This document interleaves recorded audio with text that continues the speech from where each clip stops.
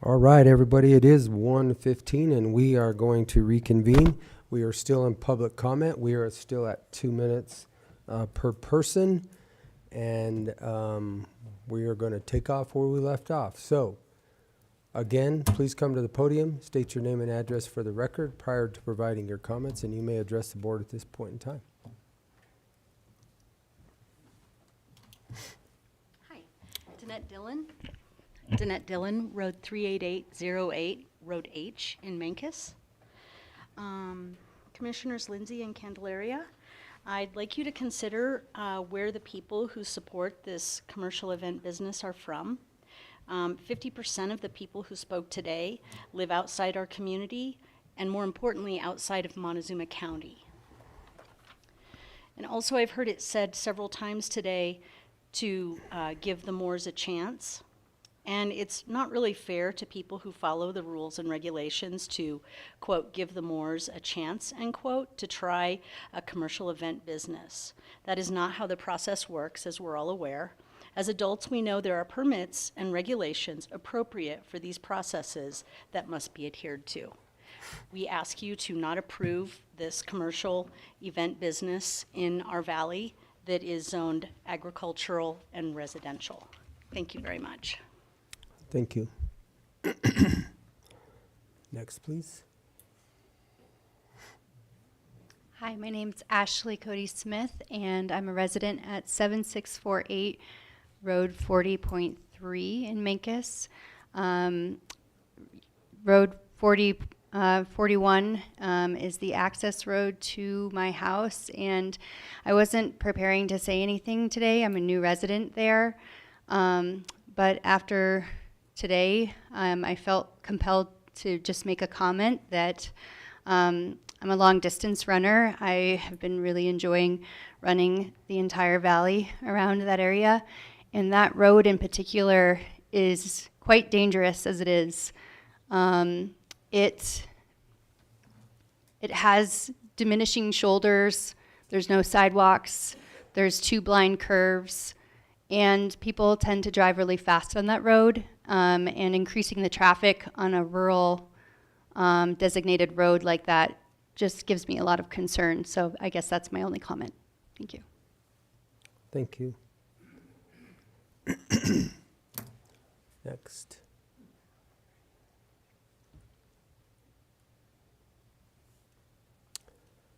Okay. Seeing I have no further public comment for this application, I will close the public comment session. And I will give you the opportunity, if you choose, to answer any of the questions that were directed. Just a couple things. There was a gentleman that came and spoke for about Weber Hall, and I grew up with some of the members of that family, the Deckers. I know Sarah Decker. I went to school with her, and we had spoken to the spokesperson for the Weber Cemetery recently. One of the reasons we chose that name is because we were so inspired by the history there, and we have a deep respect for that history. However, after speaking with them, if people feel that the use of that name is not appropriate, then we're happy to change it, and we've already talked about that amongst ourselves, so I just wanted to say that. The other thing, someone mentioned the fence around our property, and there's we haven't made any of the big improvements that we need to make before this is operational, and that's one of the things that are in there that we need to do. And then I wanted to say, over the last year, we worked with Don and the existing land use code. We've gotten a lot of feedback from the community and considered it, and we feel that we fit under the retreat designation. There's been a lot of focus on weddings, but I just want to note that we will also be offering a variety of services, including yoga retreats, business retreats, creative retreats, things like that. So I do think that we fit that specification pretty well. During this process, we've modified and mitigated our operations to meet the land use code and the highest level of safety, such as traffic and fire mitigation. Our venue will be mitigated and regulated more than any other property in the canyon. We always appreciate community feedback, and we're here for your approval. If you guys have any questions of us. I have a couple questions. I do too. Will vendors utilize the shuttle service, or will they operate their own vehicles? And then I guess the other question I would have, what's the plan if there are certain guests that need to leave early, or, I mean, because obviously at a wedding, that's certainly a possibility. So those are two questions I have at the onset. Yeah. So when we, built out our plan, the vendors were they were self-driving. So they were considered as like, they can come before the event and park on site. And then the shuttle operates independently of that. But we consider the whole like round trip limit to not ever exceed 15. Does that make sense? But the vendors wouldn't be utilizing the shuttle. No, They'd they be would bringing not. their own vehicles. They would bring their own vehicles, and we would work with the planner also to make sure like we're not exceeding that. There's not going to be a florist with her assistant arriving in separate vehicles. We're going to control the number of vendors, so that can't happen. And like with weddings, there's tons of things we need to include in our contract, and people are used to seeing that as clients. So we're aware of what could come up, and we're ready to mitigate that. What's the maximum number of vendors that would be driving down that road for an event? I don't know if we can jump to slide maybe 11. It's the traffic mitigation. No, the next one. Oh, sorry, 14, maybe 13 or 14. Sorry, there's so many of these. 15. Thank you. And then what about the wedding party? Do they come separately, or do they utilize the shuttle service? When she said 15, she was referring to the slide, not the number of vendors. Oh, okay. Yeah. Oh, sorry. Sorry. No. So the number of vendors go down if the required like pickups and drop-offs go up. So they'll always be like considered a math equation for each event that we're ready to kind of go into. It's not going to be the same answer for every event. It's going to be different. It's meant to keep us within the 15 round trips. Even though we're getting the high impact permit that allows us to go over that, we're still staying within that 15. Yeah. But for- the special use, there will never be an excess of 15 round trips, counting the shuttle, the vendors, the wedding party, That's the everything else. idea. That's the cap. That's the idea. Yeah. And What- we're not. So when you say that's the idea, is that the idea, or is that how it's going to be? No, that's what we are, like, what our business plans for. We are going to adhere to that for as long as we have the permit, if we get permitted. So would you be in agreeance of having a permit with a condition that Yeah. said no more than 15 vehicle round trips for any single event? Absolutely. Yeah. That's the whole point of, we kind of have some scenarios up there, like for a 50 to 60 guest event, we would have 5 shuttle pickups and 6 shuttle drop-offs after the event. So if someone needs to leave after, that's considered one of those drop-offs. So it would be a max of 15 vehicle round trips for the entire thing, everybody? Yes, everybody. And we're not targeting, extravagant weddings. And we have done it ourselves. Like, we had a florist, not florist, actually, that was family. We had a photographer, we had a planner.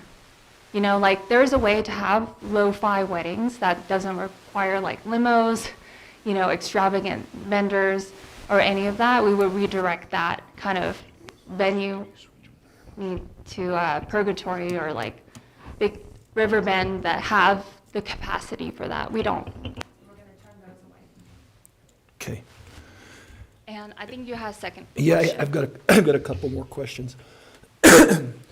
In terms of proximity between the venue and some of the nearest residences, what kind of distance are we talking? Because when I look at the satellite pictures, it looks like there's quite a few residences right in that area. So yeah.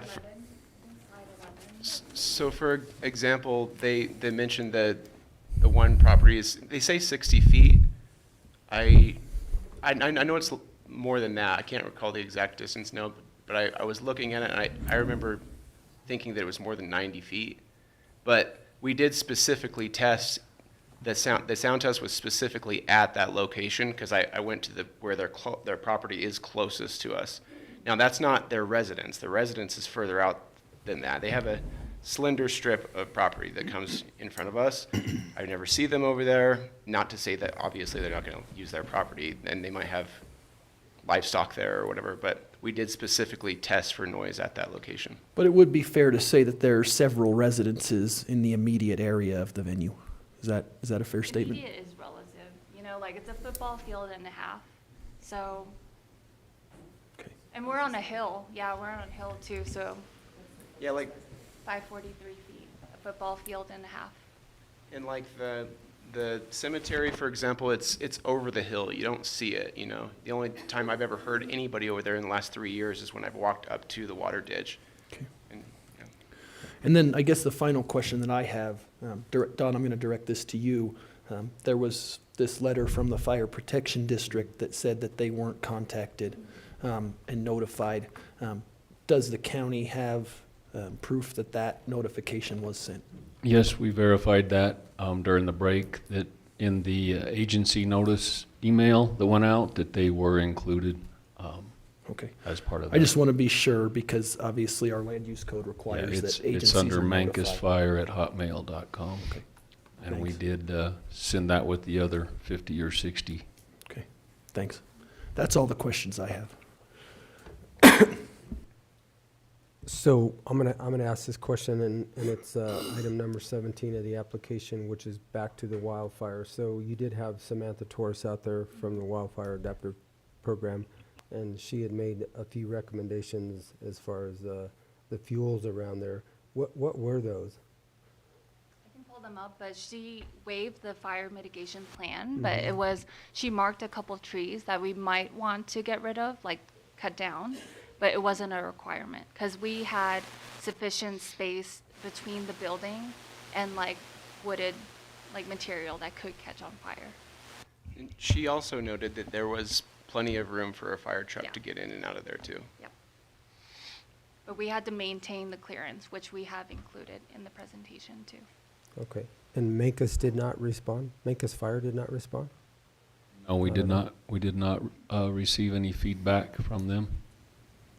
We did not reach out to them specifically. But notice was sent to them, correct? They knew that Correct. this was happening. Correct. Yes. All right, Commissioner? I don't have any questions. And No so questions. So, if you guys don't have any questions, again, I just want to rehash the law one more time so you know exactly what I think is relevant for purposes of the land use code.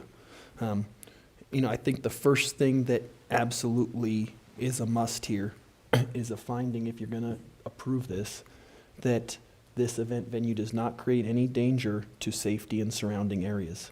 That's section 3102A of the land use code. We've heard evidence today that this is a residential area, several residences around it. We heard a little bit about the type of juniper trees that are around that, and so that certainly is going to be something to consider. I'm not a fire expert, but certainly that's going to be a piece of this. There is the fire piece. There's also the traffic piece. We just heard from the applicant that they would be willing to, in essence, accept a condition of no more than 15 vehicle trips per event. You certainly could impose that condition on a special use permit. I guess, though, that alone isn't necessarily sufficient. Maybe it is, maybe it's not. That's for you guys to decide. Does that cap eliminate any danger posed by traffic? So that's the second piece of that analysis. The other really critical piece here is whether this proposed use fits as a special use as defined by the code. And we talked about this earlier. A retreat or a guest ranch, that's allowed. But the code also contemplates special events such as rallies, concerts, those sorts of events, off-road vehicle events. And my concern from a legal standpoint is, in some sense, these weddings are somewhat equivalent, arguably, to a concert or a special event. A retreat or a guest ranch You know, again, it really comes down to interpretation, but those sort of venues are sometimes designed for overnight guests. And so that's another piece for you to consider. And that's really up to you guys, whether this is equivalent to a retreat or a guest ranch, or whether what's happening here is more equivalent to a special event or a series of special events. You know, we certainly don't want these provisions in the land use code for special use permits to become a workaround whereby special events can be hosted time and time and time again without permit. And so that's something to consider here in the overarching picture as well. Do you guys have any questions for me? Okay. I don't think so. Okay. Not at all. So, do you have anything else to add? I just want to reiterate that the music will always be inside and under the decibel limit, and we have met those decibel limits at the property line, as as is the demand of the land use code. And you understand all of the decibel limits? Oh, yeah. And we plan on continuing to do noise studies. If we figure out that there's new information, we will mitigate to make sure we are still under that. Okay. One brief last comment I would make in analyzing the danger piece. Danger in a rural area with no residences may be different than danger in an area where there are more residential structures in close proximity to the special use. Sure. And that's a 40-mile-an-hour speed zone down that road too, correct? And Rob didn't have any questions or concerns as far as the road and/or traffic? No, he, just like any of our major county roads, it's built for whatever it gets on it.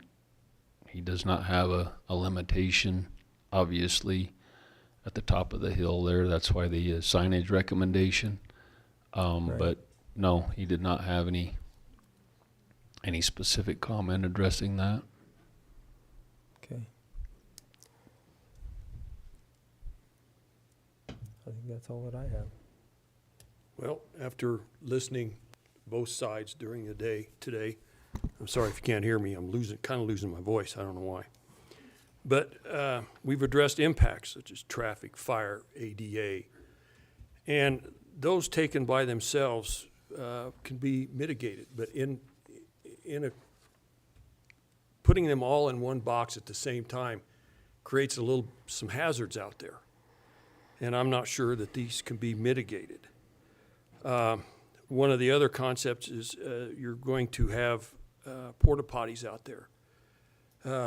You can hear one of the people coming out of those porta potties and those doors slamming for a long ways. I've heard that. I've been there. To make a long story short, I don't think this fits because there's no overnight. It's a single use, and we're talking about a multitude of events. We're creating, in essence, to me, is a commercial use inside of a density residential area. And sorry, I can't move this forward. I can't. So then I have another question because, well, this is a commercial application. Whether it's an event, whether it's a wedding, whether it's a retreat for whatever, it is commercial application for 5 months out of the year, 6 months out of the year, correct? 10% of the time, yes. I'm sorry. For 10% of the time that we're there, it's mostly a residence. We live there. Okay. So I'm gonna bring it back to my attorney here then. So a special use permit is for a sufficient flexibility for the uses, correct? Is that the right terminology? What the code specifically says is it's to allow sufficient flexibility for special uses that may include any or all of the following uses listed below. And those those uses that we talked about. And it says, it's really aimed at uses that have potentially greater impact than uses by right or are of unusual circumstance such that the said use can be accommodated without the possible detrimental long-term effects that a change to commercial or industrial zoning could have on the neighborhood.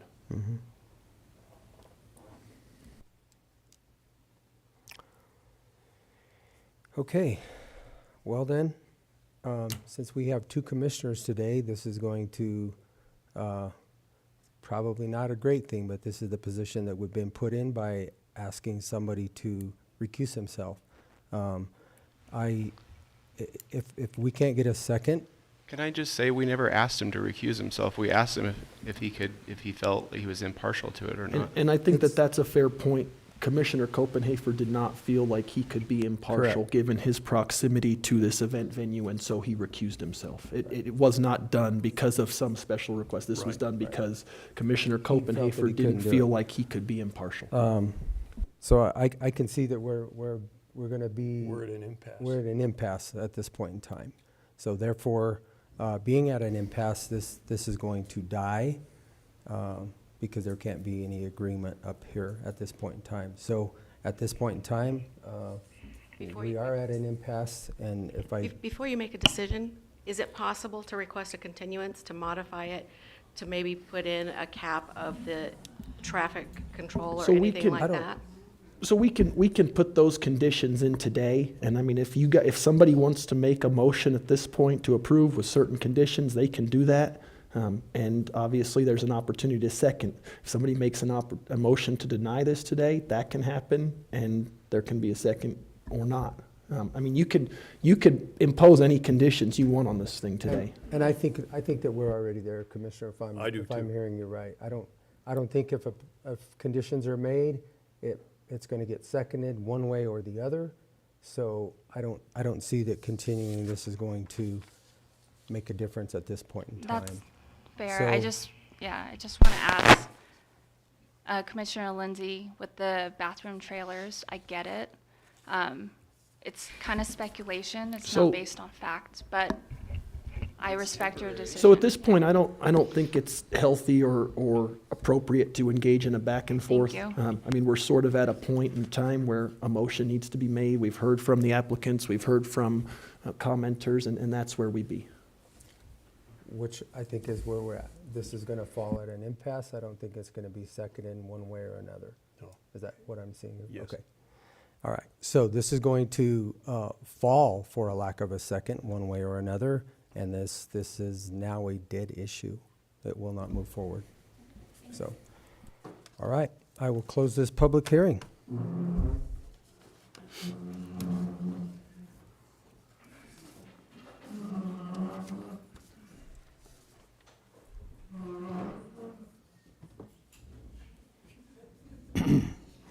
So we have two more on planning. Don, is that correct? That's correct. Okay.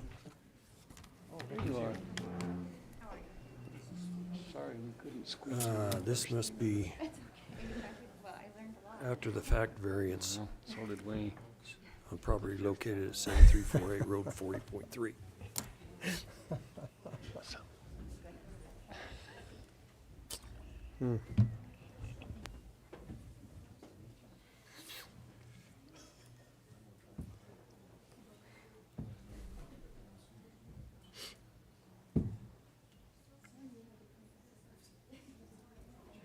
Kick him out, Kim.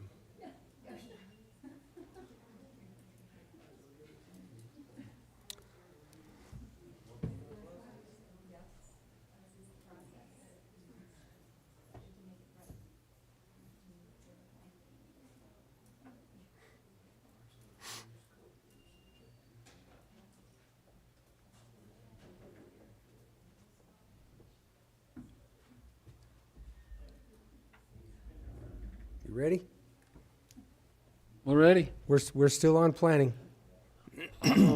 Travis, can you bring up the, oh, he's gonna love this, after the fact variance Yep. application? Gonna love it. He hates these.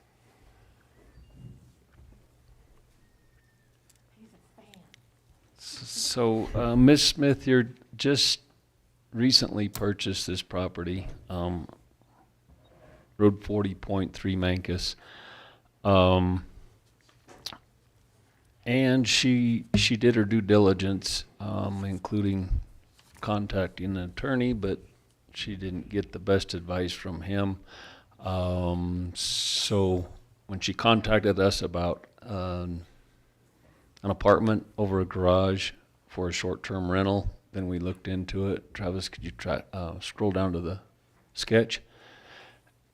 And we found out that the previous owners in 2017 built the garage with an apartment not exactly where it was supposed to be built, according to the septic design and meeting the land use code requirements.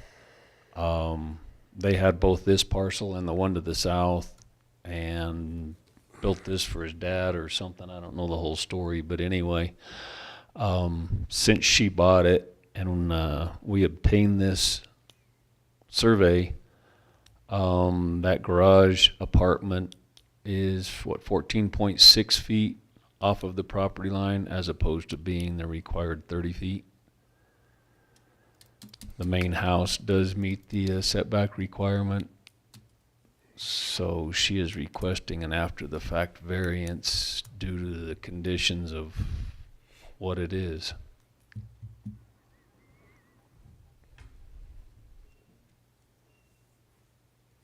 Do you have anything to add? Yeah, thank you so much for your time today. I guess I'll just add that as you just learned, I was advised that it was likely something that was grandfathered in a building permit that was probably obtained, and the previous owners that I bought the property from didn't know anything about it. And so just, you don't know what you don't know, and I took the advice of everyone around me and moved forward with the purchase.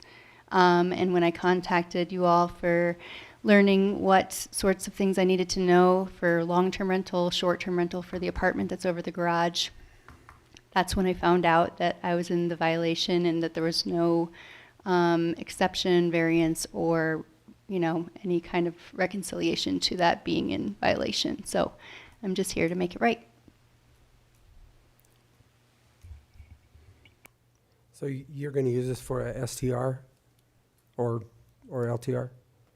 Yeah, one or the other, or a combination of both, depending on the seasons. Knowing the fact that I'm new there, I just want to keep my options open because I'm just learning about the property and about the buildings and what repairs and things I need to make right now. So also, it helps me cover the mortgage.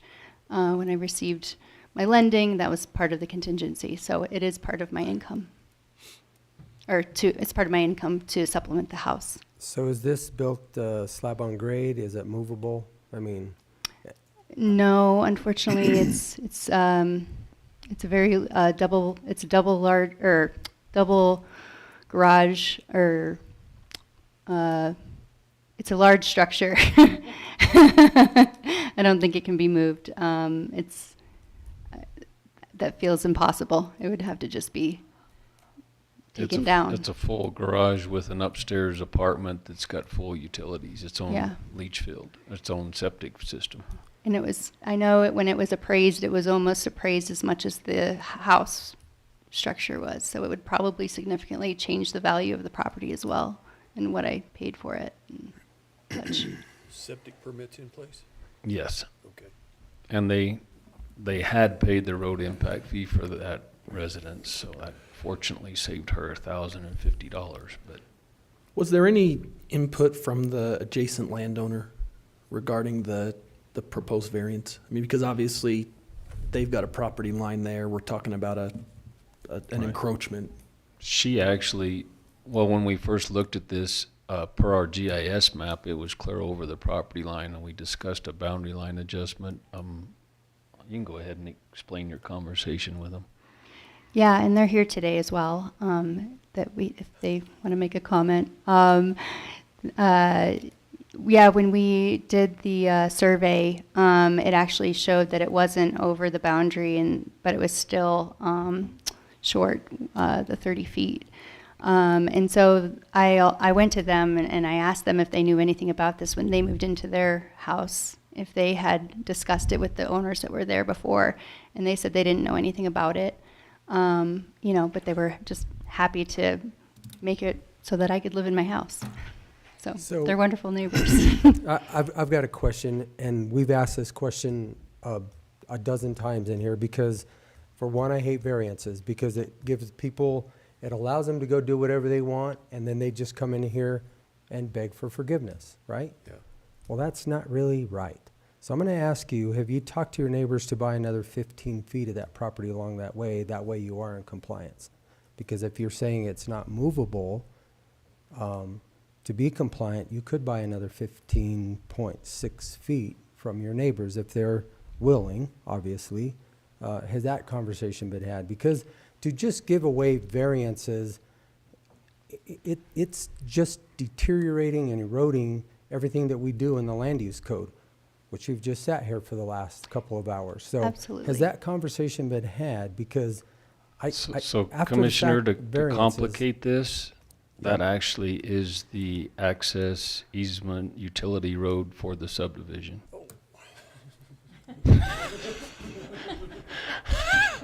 Yeah, we, just to let you know, that's not very probable. I bought a fun one. You know, Yeah, so the bottom line I is mean- don't listen to your attorney at all costs. well, And, well, this may be an opportunity to fix a couple problems, quite frankly. I mean, because if we've got an access easement there that's in violation of a setback, I wonder if there's a way to have these folks communicate with one another and fix this, because this is a mess. This is a mess. how This they is a gonna fix- mess. How they gonna fix it and access it? I wonder if it would be worth all of you getting together and seeing what you might be able to work out. And then, it could obviously be brought back before us if some kind of a resolution couldn't be reached. But, right now, boy. What would be the resolution? You That's you it, can't with move that the access utilities or that subdivision So are there road. utilities that currently exist in that easement? What utilities? And there's also an electric line under the garage. Oh, Yeah. Maybe we better give the variance and just shut up. So, but it's not. So- right. If you want to ask Well, more certainly- questions, we can make it certainly real convoluted. distinguishes this variance from other variances. I'm not saying it's right, but How do we get a power line I under think a what garage? happened, was that the original building permit showed the building being constructed a little bit further back, and whoever, the person that built this was a builder, and I think that maybe, I don't know, he built it where he built it, and then it wasn't probably ever checked up on, and the people that owned it before me didn't check in on it, and Yeah, I drew the lucky straw. you inherited this. Yeah. 6 weeks ago. Yeah. So the electric line, obviously, Well, in the is it- future would be rerouted around the house if that ever had to be done. Is this the electric line, is this a main service to the whole community or just It'd be to there? secondary. It's probably secondary It's to the house. secondary to this Okay. property and So the it's- property to the It's west. easily relocated. that's kind of along the lines I was thinking. But that would secondary only is- be necessary if there was an issue with it, unless. Yeah, it's not an easy fix. But an electric line under, But what would happen if there was just an agreement to move that property line slightly? I guess that's what I'm saying is, Well, you- why, if your neighbors are there or willing to work with you, move, obviously, I don't know which way that goes, I guess it would be south, Yeah. looking at the map. So I I mean, you guess could read, if that's an agreeable option and somebody wanted to do an administrative adjustment without doing a Well, subdivision I amendment. think it would be an amendment to the subdivision. I don't think it would be an administrative, no. Okay, you're making It's- it complicated. So it's going to, it would move the easement, and it would move the boundary line, and then everything would be compliant. The only issue is, if it's a secondary line going under that garage, it should probably be removed anyway for your benefit. Yeah. At this time, that would be financially devastating to me. But just because of that, the reason I got one of the things that was considered in the lending for the house, the apartment, or sorry, the property was utilizing the rental income as part of my means of paying for the mortgage. So that's very concerning to me for that reason. We would also have to double check and see if moving the easement puts the subdivision road outside of the easement. That road continues to the west and goes on to other property. Right. So,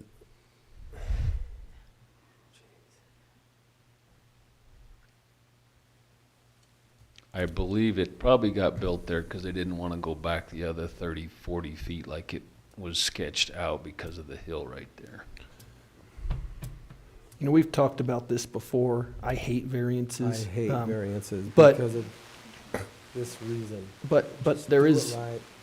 there is a but here. I mean, we do have the variance provision, the variance option for extraordinary situations. There certainly are many things that make this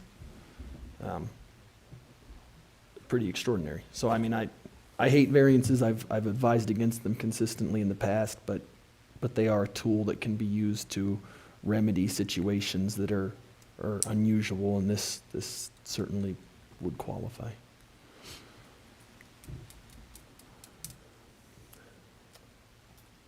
And I disagree because it's a secondary line. If it was a primary line, that would be Yeah. one thing, but this is secondary. So, Well, I I don't- don't know if it's secondary. I'd have to have well, we just Empire asked the evaluate. question. I think, do you know the difference? Okay.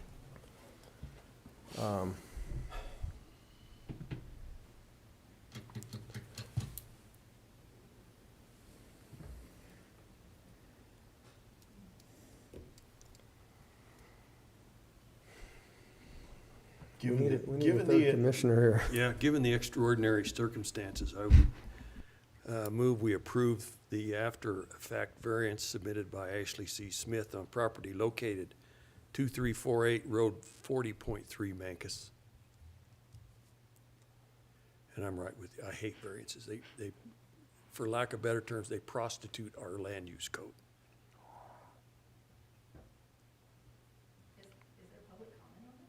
There's not. No. There's no public comment. There's not a public hearing.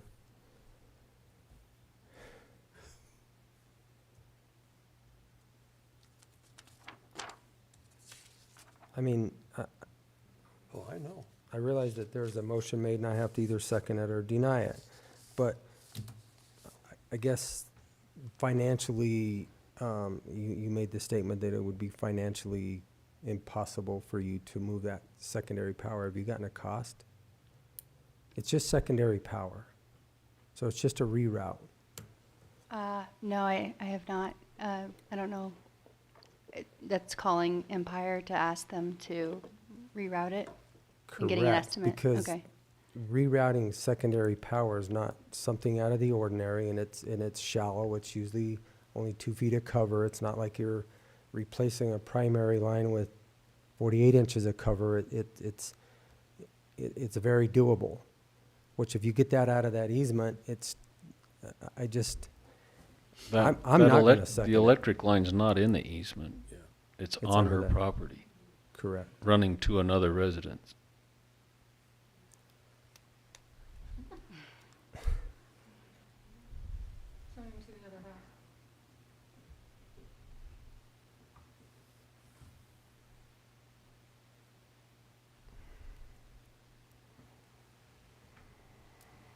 What line is under the house or under the garage?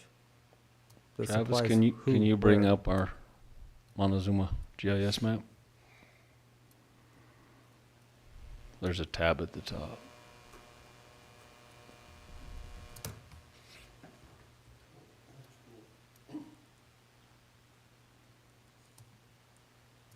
It's all Empire's fault, I'm sure. Well, and I'm not a Empire engineer at all in any means, but I mean, there are some dangers here Yeah. that are, I mean, you're planning on using this for an STR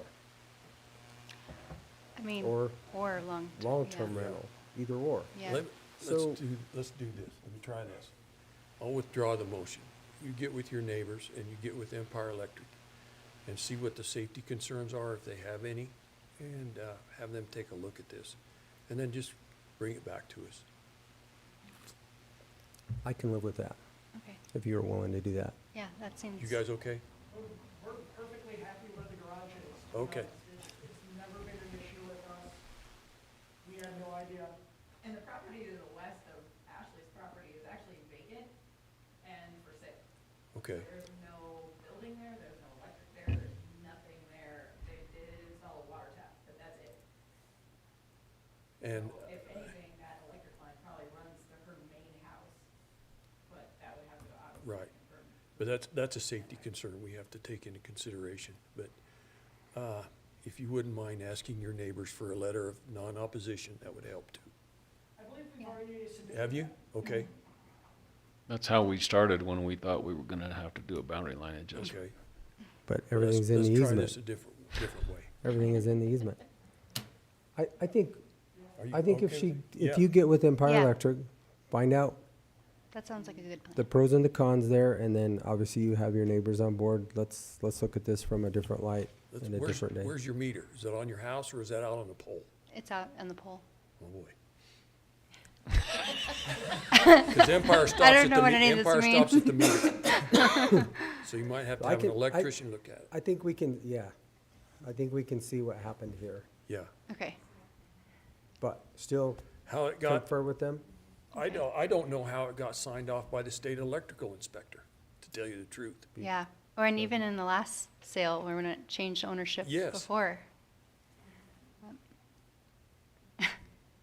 That's okay. Here we Okay. are. Do what you can and come back and see us. Okay. All right, Thank thank you. Yep. Appreciate it.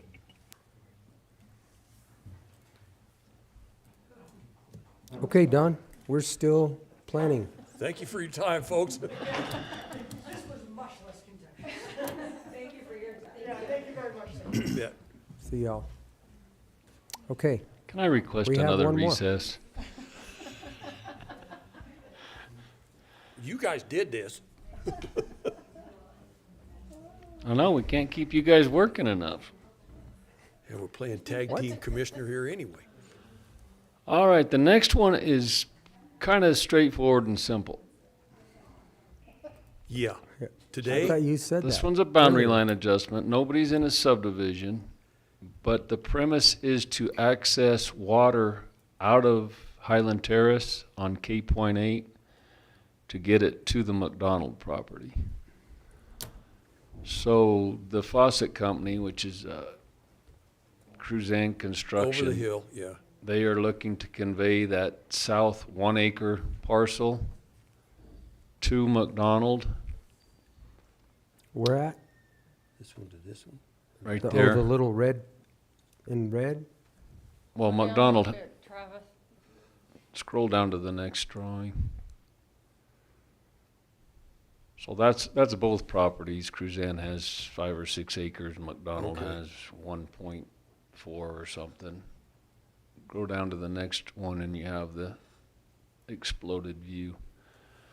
So what they want to do is convey that bottom 1 acre of the faucet company over to McDonald, and then McDonald is obtaining an easement through Ramsey's Highland Terrace lot, so they can run the water line out of K8 through Ramsey's lot through this new 1 acre to get to their property, because there's no other way at the highway to get water there. Montezuma Water doesn't have water on L Road?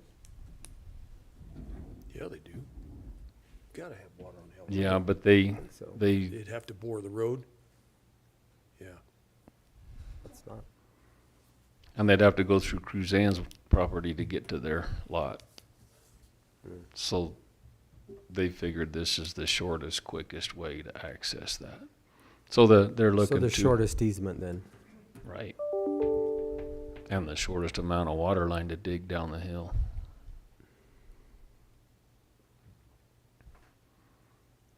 So it's a boundary line adjustment for the 1 acre from the faucet company to Richard McDonald. Which just increases his lot size. Yeah, which Is all. actually gets him closer to the 3 To acres. the than Yeah. three, 1.42. 2.42. I don't So, have a problem with increasing lot sizes. okay. Yeah, he's at 1.4. Yeah, Ready? I'm ready. Let's, I move we approve a boundary line adjustment application submitted by the Faucet Company LLC on property located at 24194 Road L, Cortez. and I'll second it. It's been moved and seconded to accept a boundary line adjustment application submitted by the Faucet Company LLC on property located at 24194 Road L, Cortez, Colorado, consisting of 6.75 acres more or less. All those in favor? Aye. Aye. Okay. There you go. Perfect. Approved. Thank you. All right. Anything else? Let's go out and get some public and have some You more. pretty comments. much cleared out the room, so. Yeah. You guys want to comment? Okay. Guess we All could right. do sheriff talk for an hour. Is that all you have? That's all we have. What do you mean, that's Okay. all we have? Unless you have I mean- questions for us. Don't bring up anything else. We're done. I don't have any questions. Thank you. All right, thank you. Appreciate it. Okay. Commissioner Lindsay did ask about public comment, which is next, and if you do not have any public comments, then I will go right by that. I think I've got a wave. So we're gonna go by that, and we're gonna jump into unfinished business. First thing we have is a discussion or a decision for the employee handbook edition. There was Commissioner Lindsay, I'll let you take this since I was absent yesterday, and I'll let you go from there. Yeah, this was a proposal from our emergency manager, and after some discussion, we redid, or not we, but Travis and Ian redid a little bit of the wording. It's still loading, so it's kicking me around. Okay. And basically, it's during an emergency or disaster in the U.S., Montezuma County employees may be requested. And what this does is just, rather than reading the whole thing, it just gives them the overtime that they're entitled to in the first place. Is that it in a nutshell? Yeah, and we made a couple adjustments off Yeah. the original language that was presented just to shore up some things. Originally, it talked about exempt and non-exempt. Those are terms of art that are in the law, and so we changed that to salaried, non-salaried, just to clarify that if a salary employee gets called out on one of these things, they can receive hourly pay and overtime pay as if they were non-salaried. We also changed down here, authorization for deployment and payment will be approved by the county administrator prior to responding. One of the concerns that I had yesterday was this could be fairly broad, and I didn't want the BOCC to be put in a position where somebody was, in essence, authorized to go out without any guarantee for payment coming back. In other words, we have somebody that has to go out, county covered. administrator. Right. We added And we resource can order. recover those funds. Yeah, and so the language adding the Resource order. resource order. This is the old one. I'm trying to pull up the other Yeah, one, but where's- it's not loading. The updated one, I'm trying to, I'm okay with it. That makes sense. Well, but this isn't actually what we're approving, this is the old one. I just was Correct. looking at the language and we're missing the language. here we go. Let me see if I can get this one.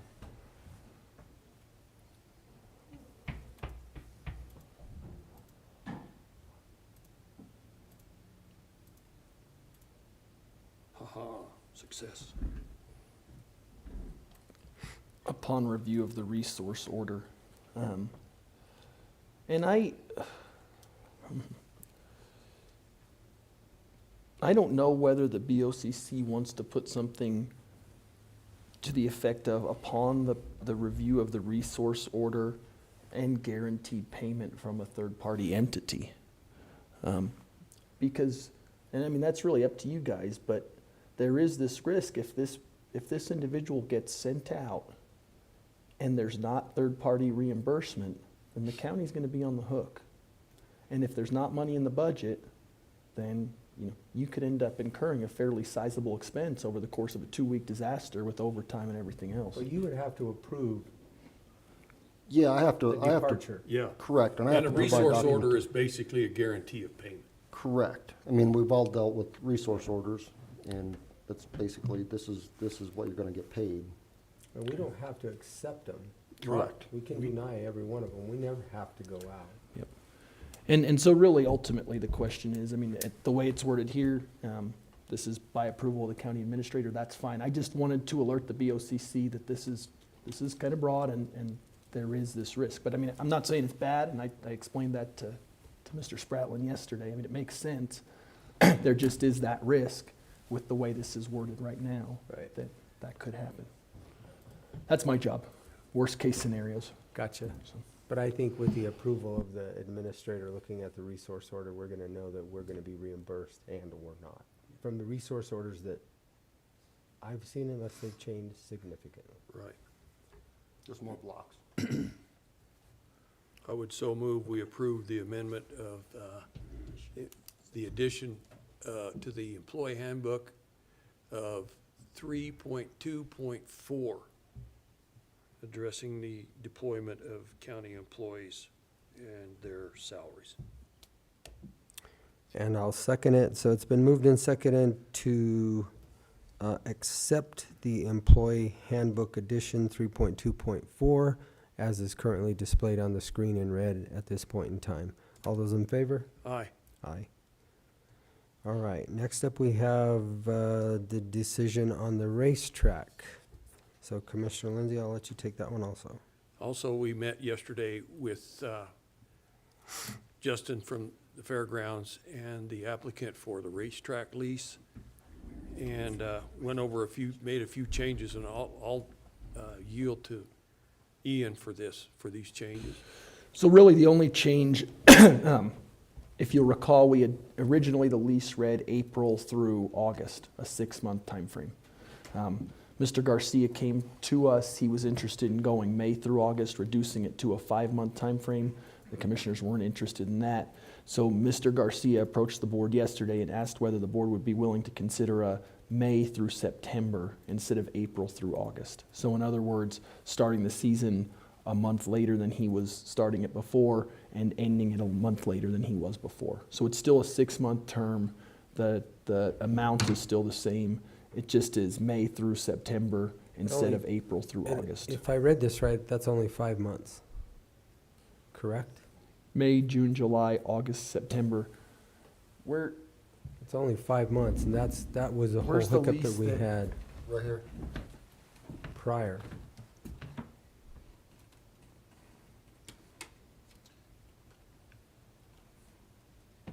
Because that's what we were had, going April through August before.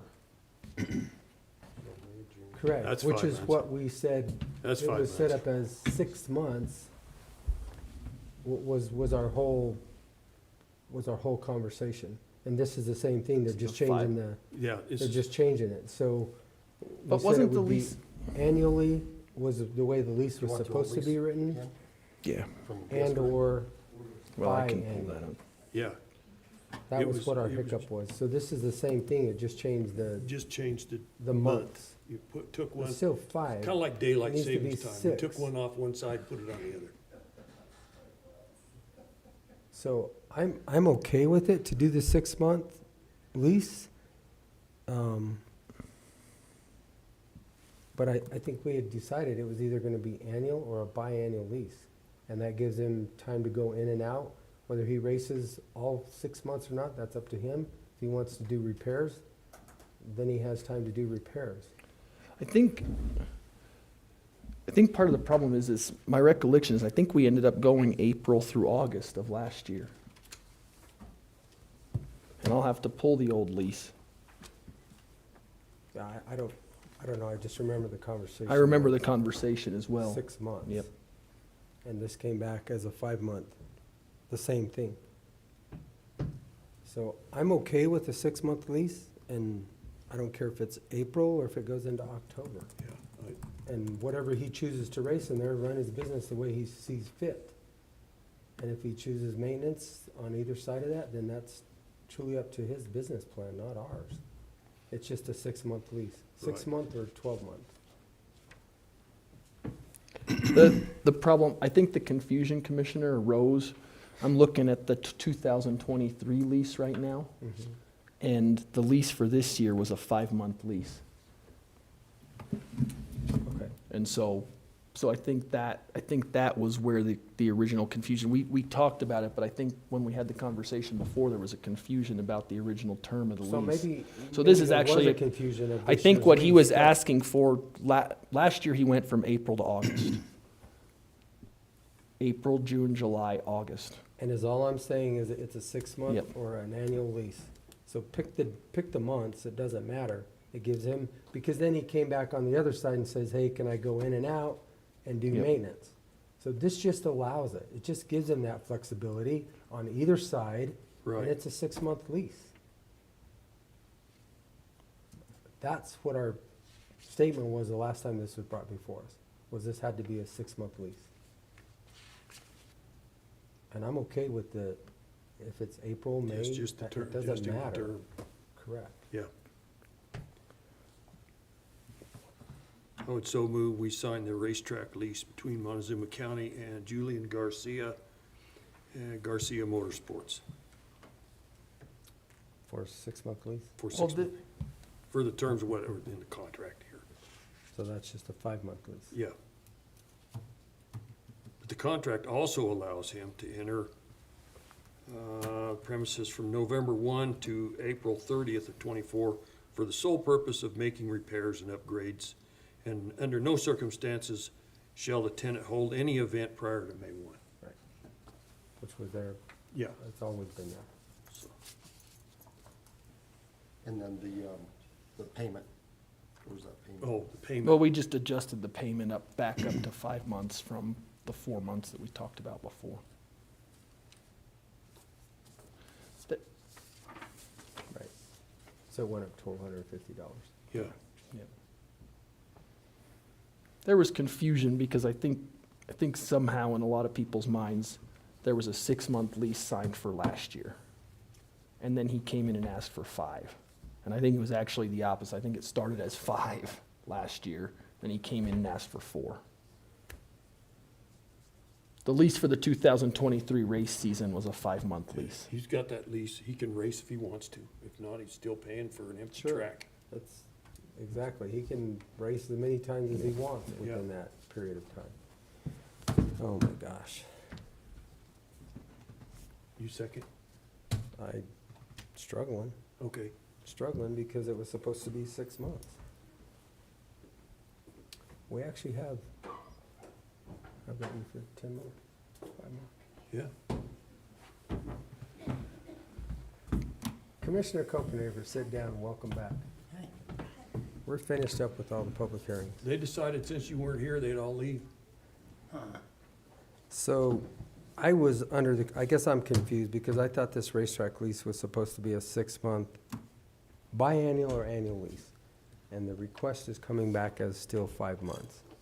So, in fairness to Commissioner Lindsay, he has moved this forward. I have not seconded it, but you are now here, so you get to join the conversation.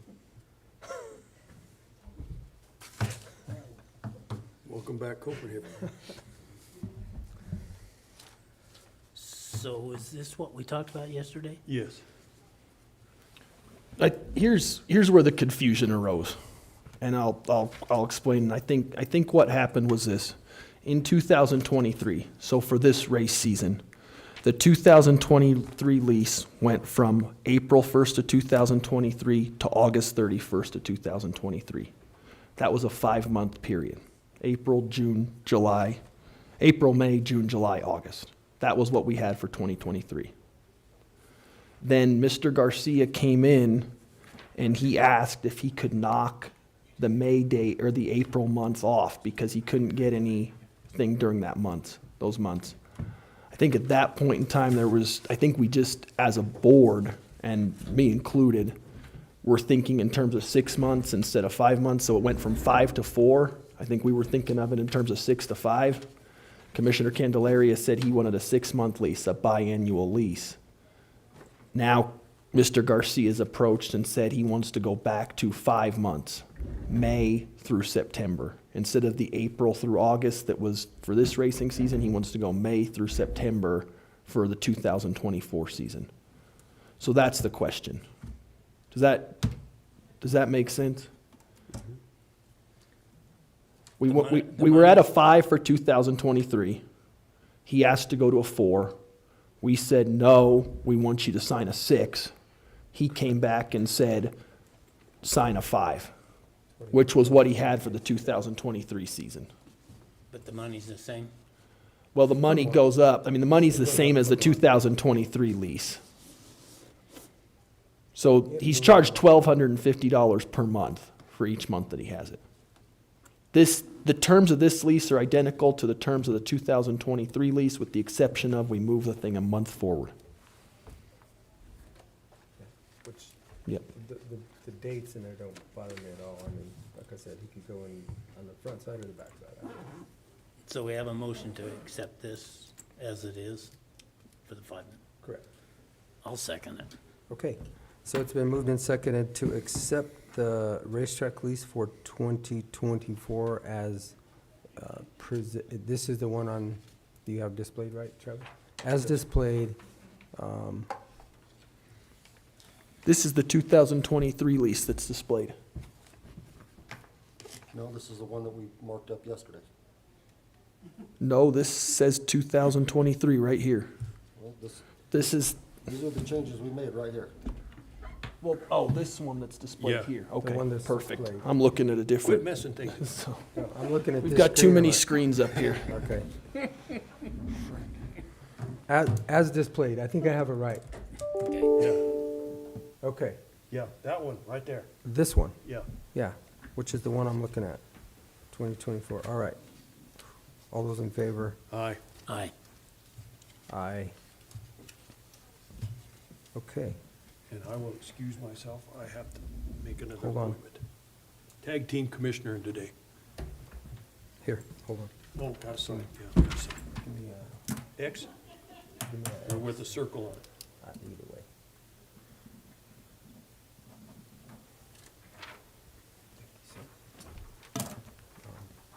I'll just give it all to you, sir. That way we can pass it. Done enough damage. All right, we're just cruising through this agenda today.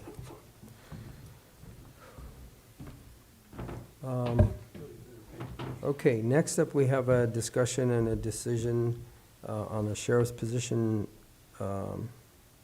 proposal. Position pay grade proposal, I'm sorry.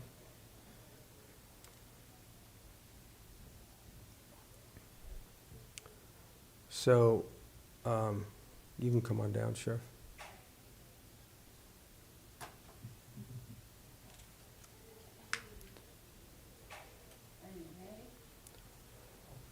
So the conversation that was had at one point in time is why I looked at this last time and realized that it was not the right proposal, which was then taken off the table at that point in time. What was proposed originally, and I'm not sure this is a proper depiction of what we were talking about, but there was to be a 10% difference between certified and non-certified, correct? That's right.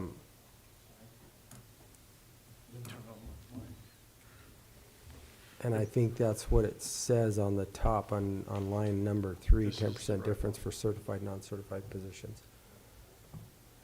A 10-year pay plan with a 2% step raise in there. And I don't have my math here with me right now, but that's probably what that calculates to. And I think it, scroll down, Travis, it should have said that somewhere.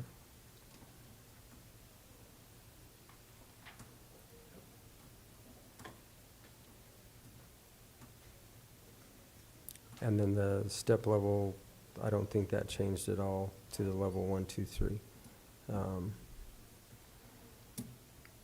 So basically, in a nutshell, that's what that is. Questions, Commissioner?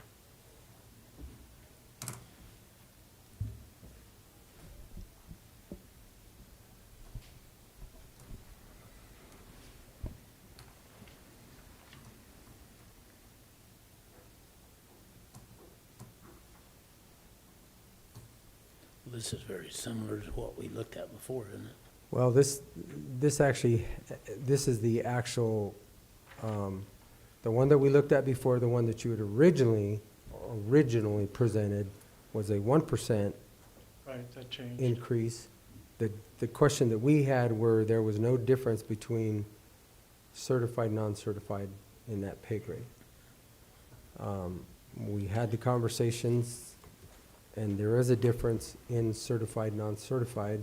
That's correct. And And we came up with this. And that was where the certified, non-certified Yes. separation Yep. was supposed to occur. So this is different. Looking at your analysis, I'm not sure your analysis agrees with your numbers at the bottom at all, but that was also presented with this the first time, I think you said in August? Yeah, with the current salaries that they were, and that's what we came up with. In August, but that analysis shows 10% to everybody certified and non-certified. Which it doesn't matter at the end of the day. That analysis is not up here right now. We're just looking at this as a pay scale at this point in time.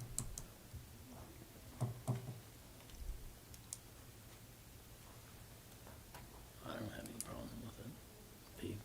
No. It's his budget, he's gonna make it work. Well, yeah. When we get done at the end of the day, it's the number that we can provide is the number that he has to work with, so. Yeah. Okay. Sheriff, are you in agreement with this scale? After everything that we've gone through, yes, there has to be an increase. There has to be. So the law reads that the sheriff presents it and the commissioners approve it. I just want to be sure Yeah. that this is what you're presenting to this board to approve. Yeah, this is what we're gonna have to do. Okay. So, we have beat this thing up enough. Okay then. I move to approve the Montezuma County Sheriff's Office position pay grade proposal as presented today.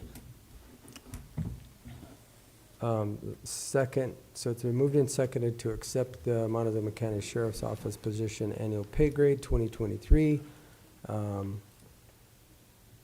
Is there any further discussion?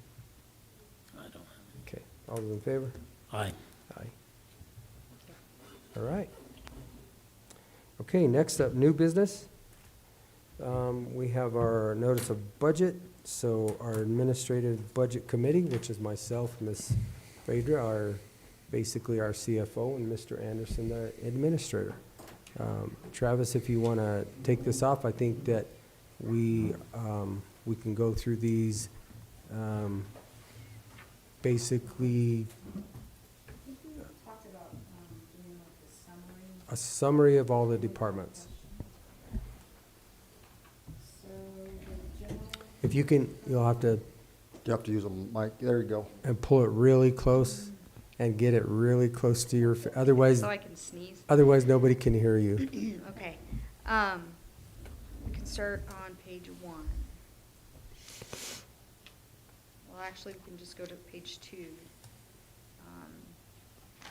And this shows the total revenue for this year that we hope to collect, but of course, HH. And I think they're meeting on the 17th, correct? So, yeah, There- this is projected revenue, based upon HH. And now Not we getting have that. the other aspect Right, coming okay. up on Thursday with the legislative. CCI. So there is an executive order issued by the governor that starting on Friday the 17th, that there will be a special session for 5 days to figure them out. So again, this is proposed. It doesn't, in reality, depending on what the legislature actually chooses to decide as far as what they're going to do with the property taxes, this could still significantly change. HH did fail, and now the governor has called a special Special. session, and it's only a 5-day session, and that's what they're gonna have to get hammered out. And there are a lot of different proposals floating around out there of what they are going to do. So realize again that this is based on what we have in front of us, but after Thanksgiving, I guess, is when they're supposed to decide, then we're gonna have actual numbers, and hopefully our assessor can get us actual numbers. Right. So our revenue, $16,538,972. Our expenses are $17,526,698. So we will have to go into reserves to cover our budget for next year for that. And that was around $78,000. $978,000 that we Yeah. will be dipping into reserves. We had that conversation. I think all three commissioners are aware of the amount we're going to have to go into reserves to just try and balance this budget as it currently stands. And we did, it is lower than last year, around 824,000. So our 24 budget is lower. I did meet several times with each department, went over what their needs were, and we were able to cut some of that back. Do you have any questions? Okay. No questions? I'm part of the committee, so no, I've been, Okay. I pretty well know this thing inside and out. Commissioner Copeland. So then there's a detailed of every department, every line item after that summary. And then if you go to the page 17 is Road and Bridge.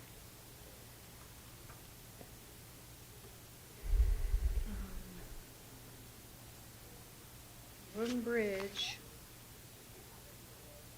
Bear with me one second, baby. Oh, I'm okay. just trying to get this on the screen. lots of pages.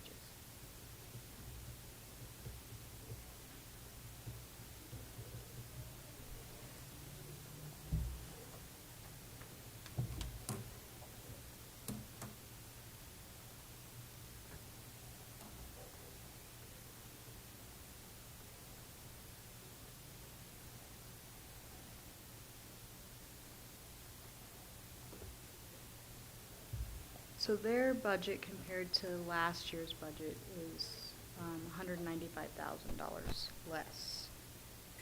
Their revenue, of course, is going to be less. Where am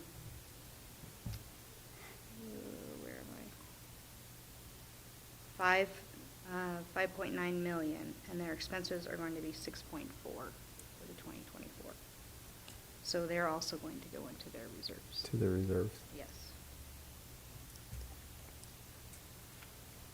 Any questions?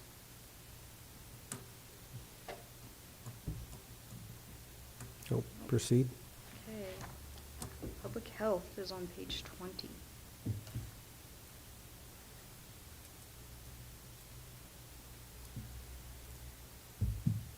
Public health's difference between 2024, or 2023 and 2024 was only $8,800, so,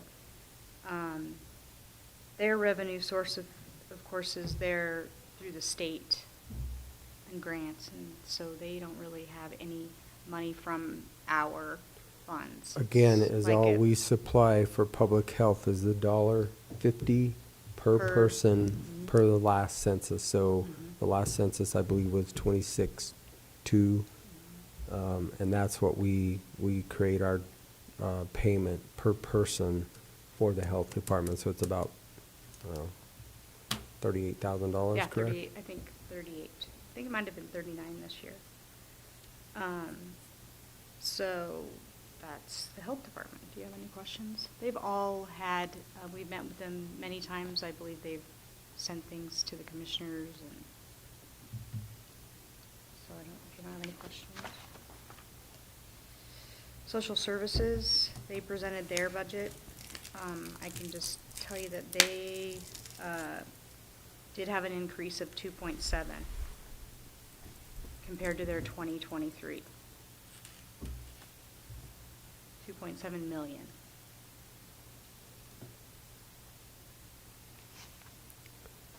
here again for social services. They are, For us, it's more or less an in and out. they The do only have a thing that mill. They we have a- provide is the mill of .8. .8, and that's adjusted within the property valuations, and it's always been, as long as I've been here, it's always been at .8. It was higher by 0.5% prior to my arrival, but since I've been here, it's always been at .8. So is all they get from the county is that .8 of a mill.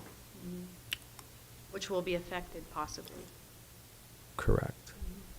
by the agent. The capital fund is, the budget is less this year than it was in 2023, around 591,000. The projects that we have in the capital fund for next year are landscaping for the combined courts. There's HVAC system schedule, and we have some HVACs that need to be replaced. Of course, the never-ending, the trail project, that is significant grant funded, but it is in the capital fund. And the backup generators, they're back again. We were not able to get those. They were put on the back burner, I believe, by the federal government. That was a grant, and I think we're still waiting. I We're think still we're waiting, 6 but to 8 months out on we're that. hoping that we'll get that done. And then for a fiber project, there's 250,000. And we do have 100,000 in for the remodel of this building, possibly, and that's in the budget. So the budget is $1,018,197, a decrease from 2023. So, just so everybody is aware too, the conversation out at the combined courts was a parking lot again. So that doesn't necessarily have to be spent on that, because with the landscaping, if you put a parking lot, you're gonna remove a big portion of that landscaping area, and it may be put into a parking lot. And then we have also, I believe, correct me if I'm wrong, but Rob will be working on a solar project there for that. Yes. And may be able to incorporate it in that parking, a Area. covered parking area, potentially. Nothing has been actually mapped out and 100% planned at this point in time. And landfill is on page 35. Their budget did increase, and I believe that is cell construction. So, their budget, that was the only increase, really significant increase that they had. And again, the landfill is an enterprise And fund. it's an enterprise fund, So yes. it 100% supports itself. We do not support it out of the Yes. general fund at all.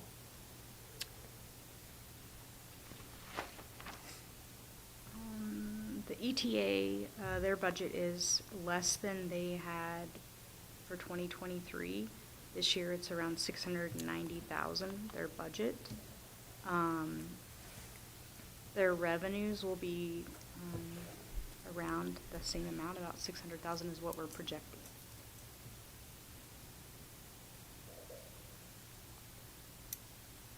And they have a previous balance. The lodger's tax, anticipating $200,000 in revenue and spending out that 200,000. So this is the 1.9% 1.9%. that comes into the lodger's tax every time we get a review from the lodger's tax committee, which we have appointed all of that. That is a full board. They bring us the recommendations. So this really doesn't go into the county coffers, other than the treasury brings it in, and then we And we redistribute it redistribute it out. as the presentation comes forward from the committee. Again, it is a 1.9% lodger's tax, and that does apply to the STRs, since we signed that resolution a couple years ago.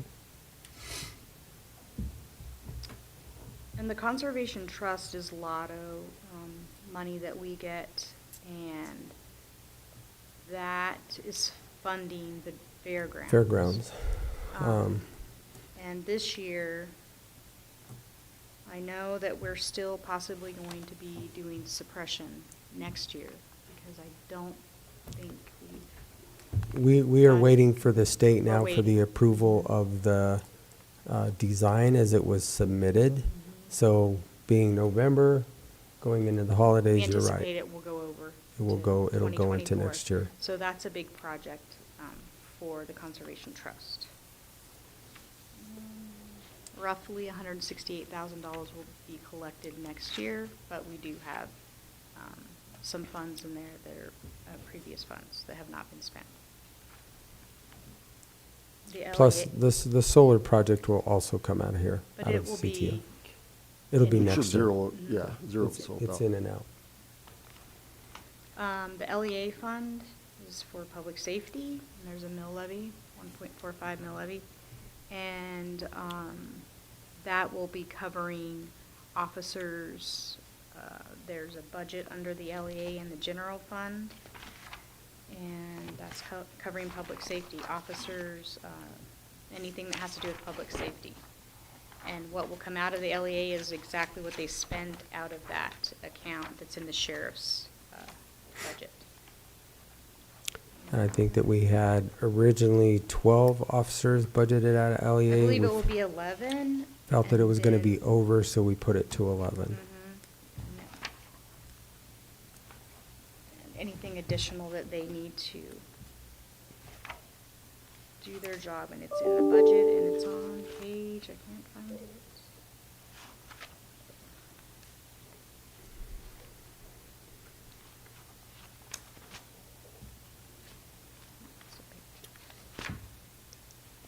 Page 14, I believe.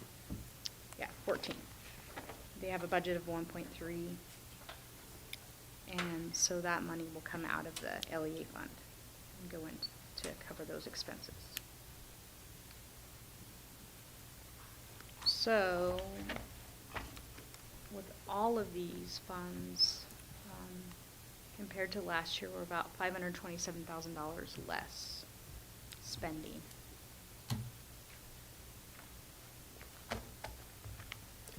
And we're still going to have to go In reserves. into reserves. Yes. So again, we tried to focus on personnel Mhm. again this So that's year a- for recruitment, or not recruitment, but retention. And try to diminish all of the stuff that we could possibly cut. So we do have a lesser amount, however, we are still having to go into reserves. And that's a 5% increase, I guess, for the sheriff. And- It'd be more for every employee. That's still paying 100% of the health insurance. Mhm. Um,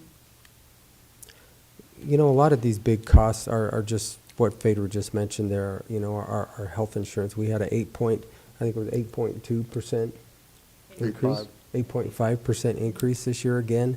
I don't know what to do. You know, it's not gone down since I've ever been here. They're operating all of the property and the liability, all those taxes have went up. Mhm. We've looked at those. Last year, we changed some of the insurances. We changed deductibles. We elevated them. We did everything that we could to try and save We money. looked at everything, and we did save this year. The increase is not as significant as the Mhm. last year, but it's still an increase. It's I still an wanna say increase. it's The only 13 to cost 14. savings that we did incur this year is by changing our workman's comp. Yes. And I think we were about $70,000. So that was about one of the only insurances, because we switched providers, that we were able to get a decrease instead of an increase on our insurances. So we have looked at every insurance possible, and they just continue to rise.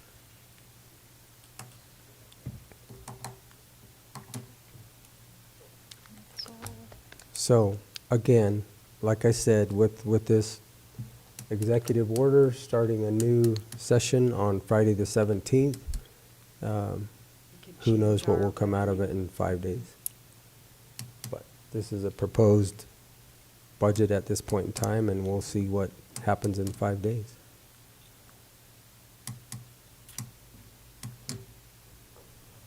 We don't have to vote on it, it's just, that's what it is. Yeah. Okay, anything else? Travis? Okay, well, there you have the notice of the budget.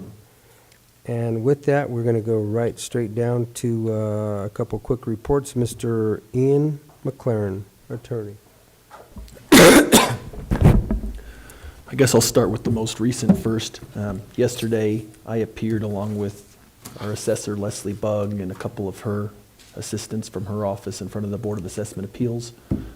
We had a hearing for a residential tax appeal that was brought by a landowner, and so we did go through that hearing. We did call witnesses. We will get a decision from the BAA in the next 30 days, is what they said, and so that will be sent in writing. We'll await that decision, and then certainly after that, we'll see how we want to move forward. I mean, there's a couple options if it comes back. Decisions of the BAA can be appealed either by the landowner or by the county to the Court of Appeals. But I mean, I'm not saying that we would want to do that. That just would be the next step in the process, assuming that something comes back that either the landowner or the county is not pleased with and thinks that there's some grounds to appeal. So that hearing did happen. I've also been in touch with CDPHE's attorney regarding the situation out at Ironwood. Ironwood continues to have material on site. This week, fines increased to $25,000 a week. We have not seen money from Ironwood for the last few weeks, and so we are trying to get in touch with Ironwood's attorney to figure out where that discrepancy is, why we're not getting the money.